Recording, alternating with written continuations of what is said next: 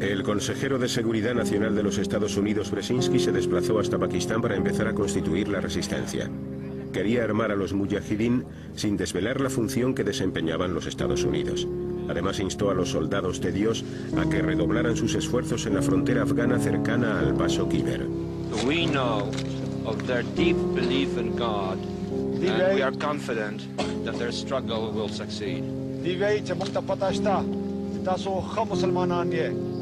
That land over there is yours.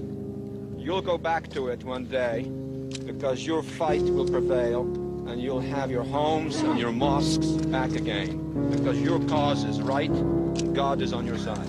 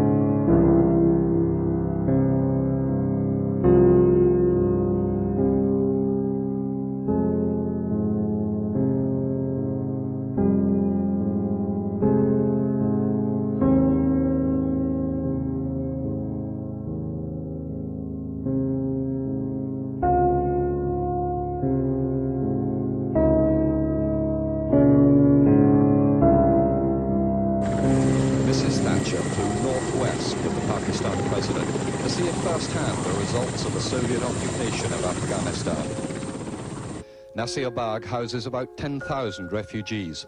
The United Nations has called this the largest single refugee problem in the world.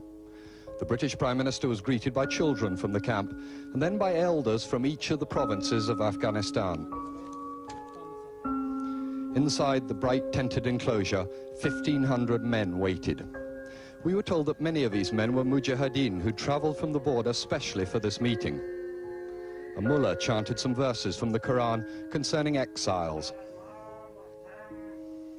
Mrs. Thatcher promised them an extra £2 million worth of aid, and she made clear the West's support for the Afghan resistance fighters.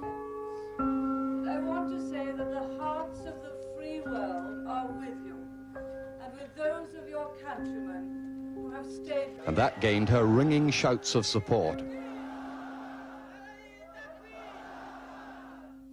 That was an all-male audience. Afterwards, Britain's first woman Prime Minister met the leaders of the refugee women, but that meeting was private. After lunch at Curried Goat, Mrs. Thatcher and General Zia flew northwest up the Khyber Pass, the ancient route through the mountains to the Afghan border. She landed at Landi Kotal, where local Maliks, chiefs of the Pathan tribes, waited to greet and to garland her. She was presented with 2 sheep. The Prime Minister patted them to signify acceptance. She said, "Look after them for me," a little optimistically, because tomorrow is an important feast day. The entourage stopped a few miles short of the border at an old frontier observation post where Mrs. Thatcher gazed into Afghanistan. At the border, the Prime Minister and General Zia inspected a guard of the famous Khyber Rifles. Then there was a strange little cross-border incident. 3 Afghan soldiers shook hands with the Pakistani president, but there were no Russians around. The Prime Minister and the President climbed a little hill, which the border crosses. As the crowd pressed around her, the Prime Minister may accidentally have stepped a few feet into Soviet-occupied Afghanistan.